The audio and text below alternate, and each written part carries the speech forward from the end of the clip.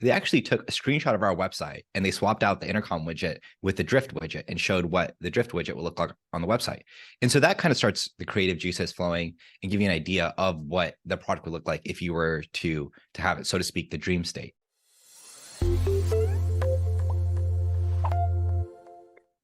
What is up, everybody? Welcome to episode 55 of Sales Stories in Real Life. I'm your host, Alex Bruschi, and this is the show where professional salespeople and founders share their stories on memorable buying experiences. Today, we have one of my favorite follows as a guest. He is the founder of Page.io, where you can beautifully present your sales material and track how buyers are engaging with it. Welcome to the show, Neil Gandhi.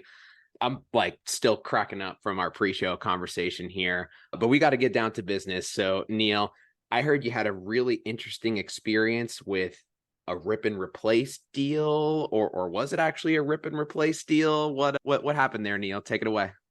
Cool. Alex, thanks for the wonderful intro. Excited to be on the podcast. And let's do a deep dive into exactly how a company was able to convince us to cancel our subscription with a very major solution and switch over to their tool. So this is when I was at OneSignal, which was at the time just a small B2B SaaS company. I think there were 20 people. We had only a couple sales reps.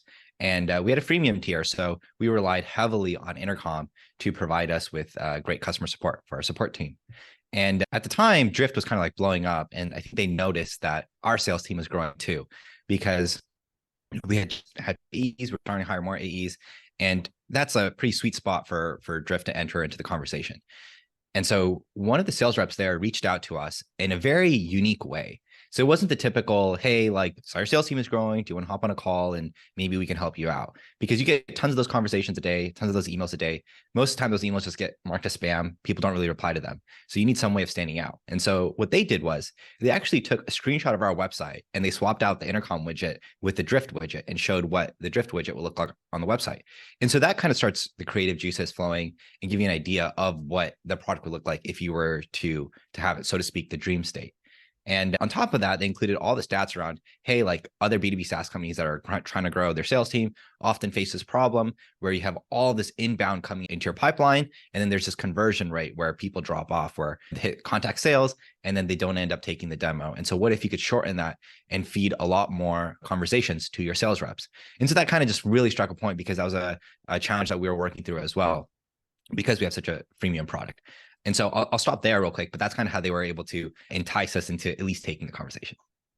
You know, normally people go from story from start to finish, and I was going to burst through the screen because I love that intro so much, particularly that cold outreach, right? Mm-hmm. It's I don't know the exact stats, but they show the stats of how quickly the brain processes images over words. And Mm-hmm. so it's genius because not only is the brain processing that image so much faster, but it's taking your brain, like you said, to that dream state of oh, hey, this would be cool. So kind of why don't you talk us through some of the emails that you got from other folks, right? And how this email from Drift just sort of stood out of the pack like a sore thumb. Yeah, I think the goal with cold email is basically to get them on the call with you. I think the mistake a lot of people make is let me try to pitch them my entire solution. Let me try to tell them everyone under the sun who uses our product. The worst is let me tell them what my pricing is and all that kind of stuff. And I understand the thinking there. It's let me try to share with them as much information as possible so that they're going to read it and then they're going to feel inclined to hop on a call with me. And the problem there is I believe people really don't read. I think you're going to get an email, and if it's from your boss, you might spend, 50% of the time reading it. But most of the time, you're just going to look at an email, glance at it to see if it's spam or not, and then delete it. And so that's where I think a lot of the advice we get from these sales gurus of don't include links in your email, don't include images in your email, all that kind of stuff is if everybody follows that, then they're probably going to get low reply rates. So you should probably do the exact opposite of that, in my opinion. And so that's why I think that image idea struck a chord, because the image just stands out in the fact that it was a personalized image, which showed our company website. And who knows if it was automated or not, but the fact that they're able to do that, I think really struck a chord with the team. You took exactly where I was going to go next. Not only is it the brilliance of striking the brain with images, and getting the brain into an imaginative state of, hey, this is what our website could look like, and this is the functionality we could have on our website. But it's also like, this person spent time on this, right? Like, this person sent this email to me and me only, right? Like, you could only email somebody from my company this email. I think that really goes a long way, as you mentioned. And then the last thing I think I'll mention is that on top of all this, it sounded like this was kind of an issue or an initiative, let's just say, that was already top of mind. So it kind of like checked all the boxes. So we've got great cold outreach. Let's resume story from there. All right. So then they followed this. The second practice that the gurus will say is that don't include links in the email. They actually included a link in the email where the thumbnail was actually clickable, and it led me as a recipient to a personalized landing page where they had a video of the sales rep talking over our homepage and saying, hey, like, this is what your website looks like right now, and you have this intercom widget here. And what if you could swap it out for a drift widget? This is what it would look like. And hey, it looks like you have these two sales reps, and they actually named their names. And they said, you have all this inbound coming in because you have this freemium tier. And I bet one challenge you're trying to work through right now is figuring out how to figure out who are the high value clients and trying to get them in front of a sales rep as fast as possible. So that way you could grow. And I think they just kind of nailed it there. So, having an image alone was great to get our interest, but then having the video there and having a sales rep actually talk over what the value we could get both help solidify why we should take the demo, but also create that entire personalized touch of, hey, I'm not just spray and pray reaching out to everybody under the sun. I'm making an effort in reaching out to you for this particular reason. The way that I kind of like to compare it, I'm like a big analogies guy, is like, you think of archery, right? It's like archery, you could just like kind of like throw it on the target, or like you could like aim and, scope and like shoot for bullseyes. And like they were like shooting for bullseyes with that one, like every single one. So that is amazing for all the sellers listening. I mean, I'm listening here and I'm like, yeah, no duh, you'd take a meeting with them. That's kind of like that effect that you want, is like, make it harder to say no to a meeting with you than it is to deny or ignore a meeting with you. So what happened there next? Yeah, and to bounce off your thought real quick, I think I always struggle when sales managers say you need to send like 300 emails a day.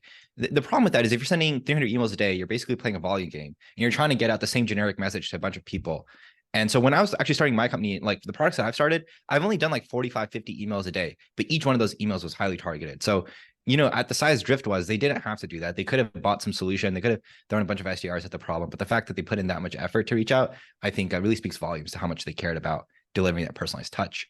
But after I clicked the link, lo and behold, they use their own product there. Of course, they had a sales rep hop in there and be like, hey, thanks for checking out the link. Is there anything I can help out with? And I actually don't know if a sales rep was actually talking to us, but maybe it was an automated message. Nevertheless, I replied real quick and I said, yeah, great outreach. And I had some questions. And they're like, yeah, sure.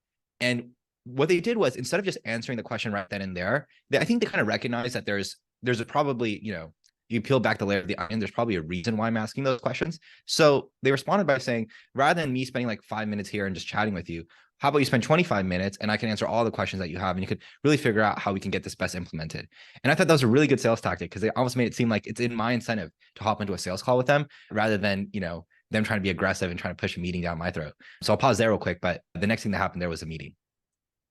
That's excellent. And I think you put it perfectly, is that it was your incentive to take the meeting, right? It's like, you had questions. They weren't like, oh, hey, let's hop on a meeting, right? It was like, they had questions and they were like, hey, we can answer these right now, or we can answer all your questions in a meeting, right? Like, that's one thing for anyone who knows me personally. Like, I hate when salespeople try and corner people, right? And like, Yeah. hey, if you want your questions answered, we got to have a meeting, right? And then you're like, well, maybe, I don't know, right? Like, you feel kind of like forced. Have you been there before, right? Where like, let's say one sales rep is kind of giving you an out, if you will, right? It's like, hey, you could do this, or you could do this. Or the other sales rep is like, hey, you got to do this to move to the next step, right? Like, as a buyer, how are you feeling in both of those situations? Yeah, it's always challenging, because as a sales rep, I think your intention is pure. It's that I want to hop into a call with you so that I can address any question that you might have and provide the best experience possible. But as the recipient, oftentimes you've had such a poor experience doing that, where you hop on the call and, sometimes the sales rep is not prepared, or they're just trying to upsell you new features. And so I think that's why people are very cautious about following that. One tactic I've seen people use, I think I learned it from Chris Orlov, was you kind of just provide people with like two different states of, first, recognize what problem that or situation that they're in. So help them understand that I do understand where you're coming from. Let them expose them to like various different paths that they can pursue in order to keep the deal moving forward, and then help them understand the pros and cons of each one of those paths. And it just so happens that maybe one is the path that you favor, that's the one that you want, and you can be thoughtful around how you share that path, but always giving people a way to further the keep the deal moving without trying to corner them into a specific solution is always helpful. I love that. That's like so at the core of the last two things you said, it's like, if you can get good at anything in sales, this is just my opinion, get good at peeling back the onion, right? You kind of like mentioned that earlier. Like you mentioned, like, I had questions, but like there are questions behind the questions, right? Yeah. So it's like, Yeah. hey, we want our website, I don't know, we want our website to perform better, right? And like you keep like peeling back the layers of the onion, and then maybe it turns out it's a totally different thing, but like improving the website is just kind of like the surface level answer. So like, what would you kind of say there for folks to like, say, maybe have some advice, or if they want to get better at kind of peeling back the onion, what would you suggest to them? And I guess also to you, like, how as a buyer does that feel, right? Like, do you feel interrogated? Do you feel like that shows that the sales rep actually cares? A couple questions for you there, but I'm curious on your take. Yeah, I think the strategy stems from it's in this book about how Toyota builds their cars. And rather than, like, let's say they find a fault on the manufacturing line, for example, like a screw was loose when building something. Rather than just trying to go and fix that screw, they'll try the methodology there is to ask yourself why 5 times and say, why did that happen? Well, it happened because this part is malfunctioning. Well, why is that part malfunctioning? Well, it's because this person is not taking care of it. Well, why are they not doing that? Because they're spread thin over these other things. Well, why are they over that? And then you kind of peel back the layers of the onion, and you both solve that core problem, but you also mitigate the risk of other problems happening. You kind of solve like the overarching problem that is causing that small little thing that you experience to happen. And I think the same thing is true in sales. I think when I was first starting selling, like, people would say, oh, your product is too expensive or whatever. And as a new sales rep, you might see that and be like, oh, we need a lower price, or we need to offer a discount, or we need to build more features. And actually there's usually a reason behind why they think that. And there could be a bunch of reasons, for everything from, we just like, we'll have budget, but like in a week, because that's when, like we get a new infusion of cash, or we can afford it, but it has to be spread out in a certain way, or I'm just not totally sold on the value. You don't really know those things until you ask. And I think most people, I hope most people figure that out, but the hard part is figuring out like how to peel back the layer of the onion without seeming aggressive. And again, coming back to what you said of making it seem like it's in their best interest to share that information with me so that I could provide you with the best path forward. We're making that into a sound clip. That was like perfect. If somebody would have taught me that in sales 10 years ago, God, I can't even imagine where I'd be now. But okay, that was great. So we got our cold outreach, we got our meeting. They've kind of painted this curiosity picture, right? Of like, hey, here's what your website could look like, right? They've got you bought in, asking questions, and now you're in a meeting with a sales rep. Let's start again. Yeah. So we get in the call, and I'm trying to explain to them, look, like, we're actually in the middle of a huge redesign on our website. And so even though your solution's great, it just wouldn't make sense for us to integrate now, because in 2 weeks, it's completely going to be gone. And I think they try to be thoughtful around making sure that I'm not just trying to blow them off, and I am interested in their product. And so they kind of validated that we would be a good solution for them in the first place. And my main concern around bringing Drift on was that we already had Intercom. We already had support reps that were using Intercom. It was kind of working really well. Again, all of our customers, their conversations were stored inside Intercom. And so it doesn't really make sense for us to rip that out just in sake for another solution, even though it might help us generate more pipeline, more revenue. And I think they kind of knew that, because I think they experience this objection all the time. And so they had just like this playbook ready of like, okay, that's totally fine. Well, you can have Intercom here, and you can have Drift working here. And in fact, we plug in with Clearbit so that if you have a high value client come in, then they're not seeing Intercom, they're seeing Drift.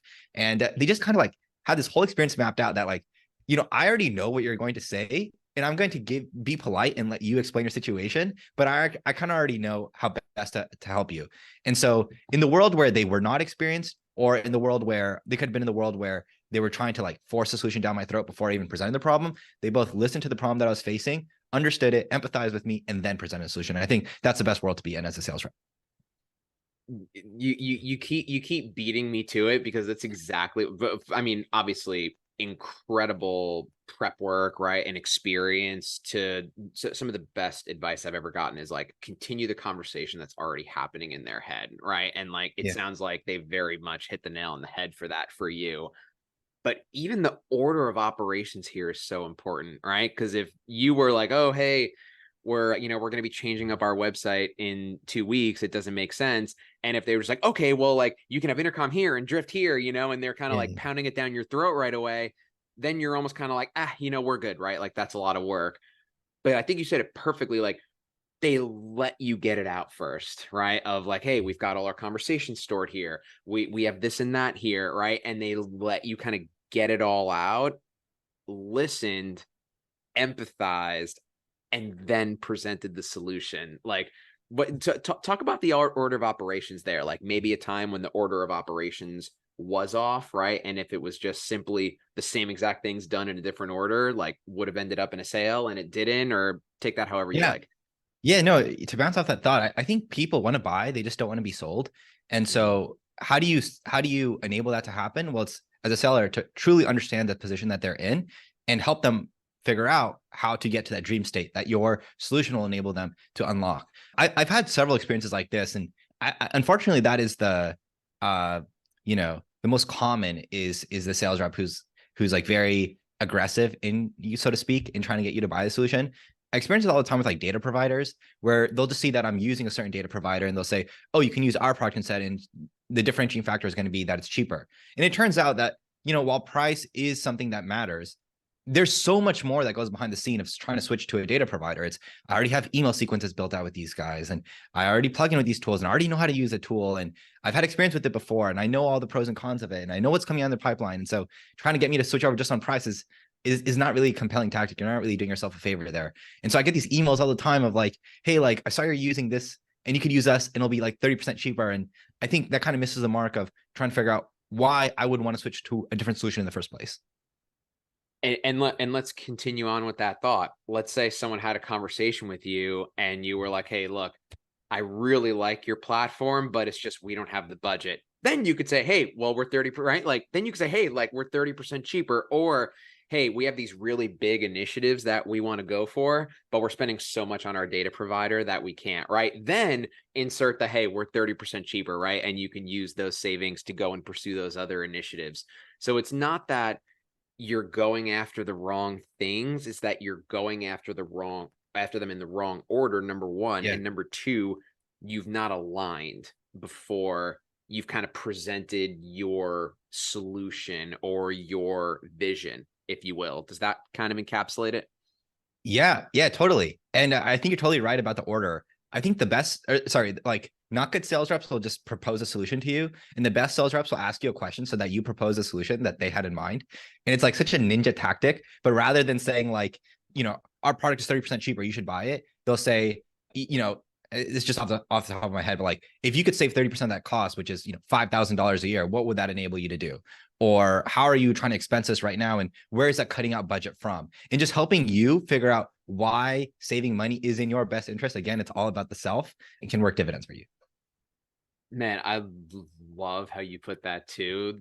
Average sales reps are presenting a solution, and the best sales reps have their buyers present the solution to them, right? Yeah, And then yeah, they yeah, could just say, "Hey, here it is." You know what I mean? It's like, yeah, yeah. let them kind of paint the picture, and then you just say, "All right, like, here's the paintbrush, right? Like, sign here." Okay, so that's amazing. So we're kind of getting to the end of the story here, where recapping, we did the great cold outreach. We kind of have this imagination. They've kind of got you in, and you're asking questions. Then when you're asking questions, they made the meeting in your best interest to get your questions answered, rather than kind of pick and choose questions. And we answer questions here and there. Now you're in the meeting, and they've kind of like presented this grand vision, they listened to you first, and then they kind of presented the grand vision. How all did everything end? Yeah. So, long story short, at that point, they kind of realized like like while they might be ready to buy, it's just not a good time right now. And so let's reach out in a month. And so rather than just saying like, I'll reach out to you in a month, they actually scheduled a meeting a month out. I wasn't totally sure whether, as a product team, like we would even be able to meet that deadline of getting the website shipped. But nevertheless, they did the right thing of like scheduling a meeting out in advance. It turns out I had to decline that meeting because like we were still in the middle of shipping out the new website. And then like fast forward maybe like 3 months actually after the initial call, when we got everything shipped, we actually raised like this new round of financing. They reached out again because I was ready to start looking at the solution again. And so what I did is I clicked on the link that they had sent me in that initial cold outreach, and they got triggered saying like, oh, somebody's looking at your link. And following up in those like 30 seconds or that minute when they're looking at your link is everything. Like that's how you're going to get a reply. And it doesn't really help to like track an email open or set an automated reminders to reach out. So anyway, like they followed up again. Like when I was looking at the link, they asked like, is there anyone else you want to be on the call? And it just so happens I was showing the product to somebody else. And so we both got on the call, and then the conversation went from there. But I just thought that was such an incredible buyer's journey where all the follow-ups were on point. They were personalized, and it always felt like it was in my best interest to use their product rather than them trying to sell me a solution. Bravo, Drift. That's no, seriously. I mean, absolutely textbook. And you kind of brought up a couple things that we're going to talk about too, in terms of time on your email, right? And who's looking at what. We'll like get to that in a second. But before that, incredible story, incredible pauses in the story to kind of dig in deeper, and great storytelling. This is like one of my favorite episodes. Don't tell the other guests. For our sellers that are still listening, we appreciate you, by the way. What would be kind of the one big takeaway that you'd give to folks, right? Like, obviously we can't retain 100% of the information that we hear. If you want folks to walk away from this episode with one big thing that they've learned, what would it be, Neil? Yeah, I think it's your goal as a seller to figure out what that person is trying to do and just enable them to do that even better. So obviously your goal is to sell them a solution, but trying to figure out what they're trying to get to and how your solution will enable them to get there is going to help you close that deal rather than just trying to sell them on some features and benefits. Because when you're trying to do it in the latter way, where you're selling them a feature and benefits, it's about yourself. But you as a seller need to understand it's always about the recipient. It's always about the buyer, figuring out what the buyer wants, and then, changing your world to help them accomplish that is going to help you a lot. You change your world to help them accomplish that. Yeah. Perfectly said. Neil, this has been absolutely fantastic. As I kind of left a little carrot out, you're obviously working on a lot at Page. I told you off air, you are one of the best marketers in B2B right now. I'm gonna start plugging Neil already. He's gonna plug himself in a second. If you are not connected with Neil on LinkedIn, you are missing out big time. Definitely do so ASAP. But Neil, please plug away. Tell us about Page.io. Tell us what you're working on. Yeah. So actually starting this company came because of that experience I had with Drift, where I just saw how great of an experience it was as a buyer to basically the seller is only following up with me like in a very nice and thoughtful way where they're trying to package everything up in a way that I can actually share them internally rather than this like long, boring email. But more importantly, as a seller, they had insight into knowing when I was interested. So they weren't just following up because they had a reminder scheduled in their Salesforce saying like follow up in 3 weeks. They weren't following up because they saw an email open. In reality, it was just a bot that was opening the email. They were following up at like 2:33 p.m. when I was on my computer looking at their website. I spent like 20 seconds looking through their video, and they're like, okay, at the very least, we're going to follow up now. And he has us top of mind. And so the idea for Page kind of stemmed from that. And so that's basically what I want to enable every sales rep to do is rather than trying to be like the 99% of other sellers that are just trying to aggressively force a solution down your throat, you can actually sell to customers in a very thoughtful way, and they'll really appreciate that. And that's the goal with Page. Amazing. I've seen some sample pages that you've shared as well. You can really beautifully present all of your sales material, all of your call recap material, right? And I know one of your kind of big things that really stood out to me as a potential buyer of Page is the difference between an email open and how much time someone is spending on your page, right? You get an alert, to your point, that someone spent 30 seconds, a minute, 2 minutes on your page, right? Then you're like, okay, this is, it's kind of like a heat map, if you will. Yeah. Whereas one open could be a bot, right? Could be somebody literally deleting it, could be somebody literally unsubscribing. So like knowing that time spent versus open or not open, enormous differentiator that you're putting out there. And for any sales rep, I could not express how much more value you would get from a page rather than just kind of a plain email. So thank you for both thinking of it, shipping it, and marketing it like the way you are. Seriously, amazing work. Yeah, I appreciate it. And thanks for putting this content out there. So that way me as a seller, but also the other sales reps can learn from it. Absolutely. Sales Stories in Real Life, fam. Hope you enjoyed the episode. Thanks for hanging with us. Neil, it's been a blast. Thank you again. Yeah. Thank you Cheers, for having everyone. me.